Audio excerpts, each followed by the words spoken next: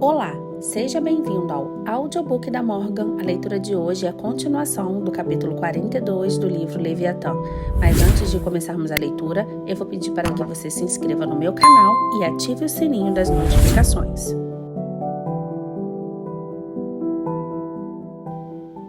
Continuação.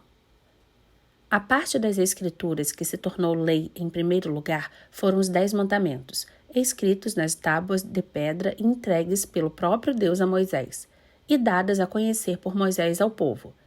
Antes desse momento não havia a lei de Deus escrita, pois ele não havia ainda escolhido nenhum povo para ser seu reino peculiar, e assim não tinha dado aos homens nenhuma lei a não ser a lei de natureza, quer dizer, os preceitos da razão natural escritos no próprio coração de cada homem.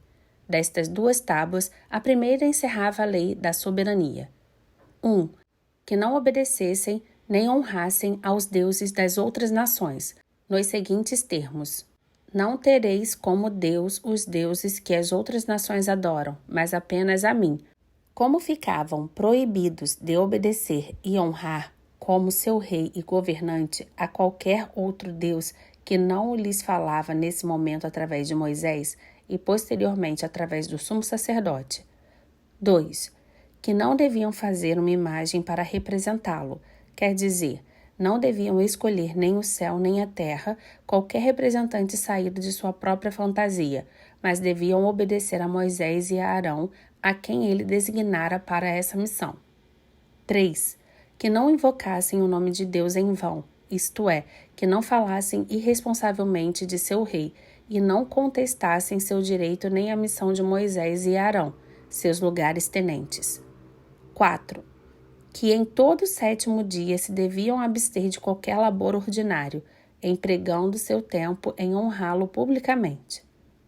A segunda tábua encerrava o dever de cada um para com os outros, como honrar pai e mãe, não matar, não cometer adultério, não roubar, não corromper o julgamento com falsos testemunhos e, por último, nem sequer projetar fazer injúria aos outros. Agora, a questão é a seguinte: quem deu a essas tábuas escritas a força obrigatória de leis?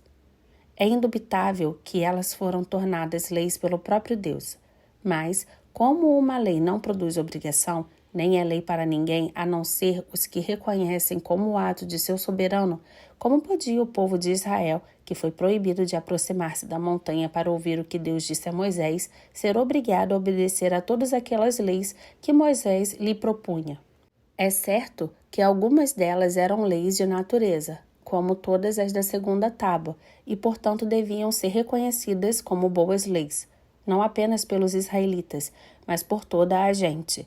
Mas quanto às que eram peculiares aos israelitas, como as da primeira tábua, permanece de pé a questão, salvo que eles se haviam obrigado, logo depois de elas lhe terem sido propostas, a obedecer a Moisés, nas seguintes palavras, em Êxodo 20:19.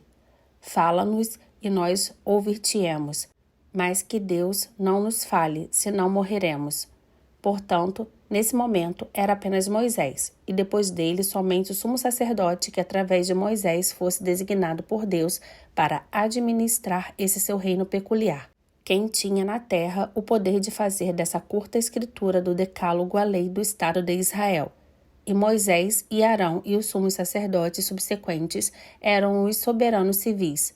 Portanto, a partir de então, a canonização ou transformação das escrituras em lei competia ao soberano civil. A lei judicial quer dizer as leis que Deus prescreveu aos magistrados de Israel para dirigir sua administração da justiça e das sentenças ou julgamentos que proferissem nos litígios entre os homens, e a lei levítica quer dizer a regra prescrita por Deus relativamente aos ritos e cerimônias dos sacerdotes e levitas. Todas essas leis foram transmitidas a eles unicamente por Moisés e, portanto, também só se tornaram leis em virtude da mesma promessa de obediência a Moisés.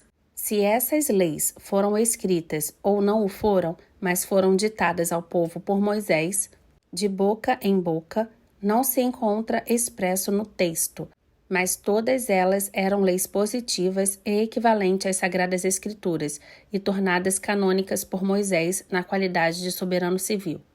Depois que os israelitas chegaram às planícies de Moabe, em frente a Jericó, e estavam prontos para entrar na terra prometida, Moisés acrescentou às primeiras leis diversas outras, as quais se chamaram, portanto, o Deuteronômio, isto é, as segundas leis.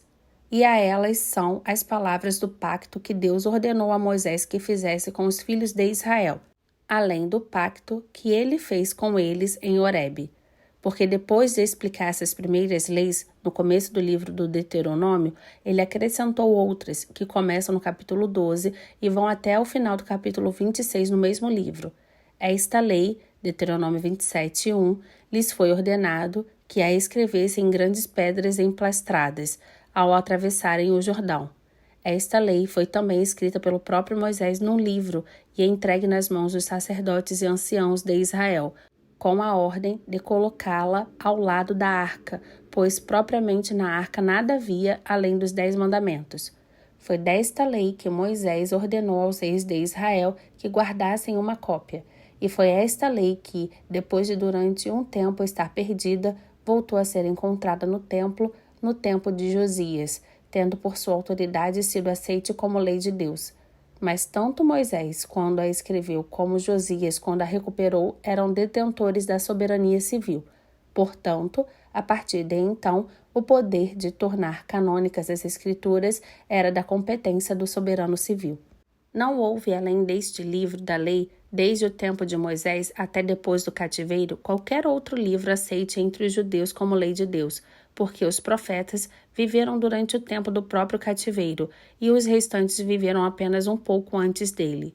E estavam tão longe de ver suas profecias aceitas como leis que suas pessoas eram perseguidas, em parte pelos falsos profetas e em parte pelos reis que por esses se deixavam seduzir. E mesmo esse livro, que foi confirmado por Josias como lei de Deus, e com ele toda a história das obras de Deus, se perdeu no cativeiro e saque da cidade de Jerusalém, como se verifica em Esdras 14:21. Tua lei foi queimada, portanto ninguém conhece as coisas que foram feitas por ti, nem as obras que irão começar. E antes do cativeiro, entre o tempo em que a lei se perdeu e o tempo de Josias, quando voltou a ser encontrada, eles não tinham uma lei de Deus escrita e governavam conforme sua própria discrição ou conforme a orientação dos que cada um deles considerava com os profetas.